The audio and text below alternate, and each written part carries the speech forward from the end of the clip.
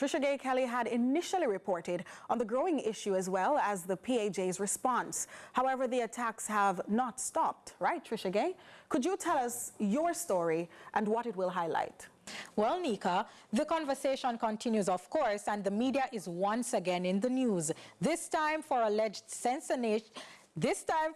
sensationalism surrounding verbal attacks by political representatives. And despite the Press Association of Jamaica's response to the attacks, urging the political parties to condemn the statements, a former PAJ representative believes it's time for the media to stand up for itself instead of playing victim. So tonight, we delve into what professionals think about the matter, and we want to know, are journalists being extreme or are we being cautious? The Press Association of Jamaica, PAJ, has not responded to the most recent verbal attacks on the media, but pundits believe journalists are exaggerating the situation.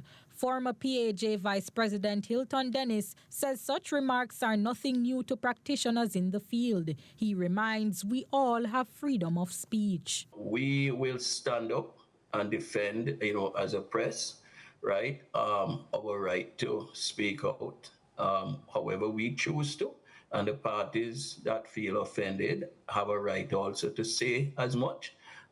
We don't have to sensationalize it. We don't have to claim that it is a risk to safety or anything, which it isn't. It doesn't go that far.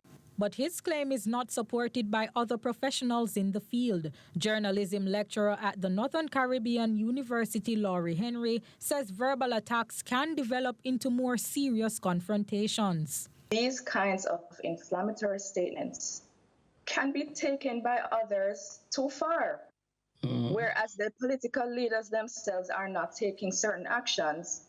Their supporters might, and that is a very unpredictable thing. You can't tell who might or who might not. Despite Henry's belief, the former PAJ vice president says the members of the media have brought this act upon themselves, insisting the situation is just the same as it was in the past. All of that is in the history of Jamaica. It does not assault the freedom of the press. That is sensationalism. Journalists know that they, especially those who are in, who have transitioned to ownership of media and the senior management level of media, they know the extent to which media is polarized, to which they have also helped. Comments from both political parties have surfaced in recent weeks, pushing journalists in a state of fear that things could worsen. Trisha Gay Kelly, CVM News. This just in, tragedy struck this afternoon at the Russell Primary School in Kingston, where a man was shot and killed while picking up his son from school. According to police sources, the victim was attacked by two armed men who opened fire on him. The shooting resulted in the man being hit in the head, leading to his death. This act of violence took place in full view of his son and other students, raising concerns about the psychological impact on children who witnessed such a traumatic event. The gunmen managed to escape the scene following the shooting.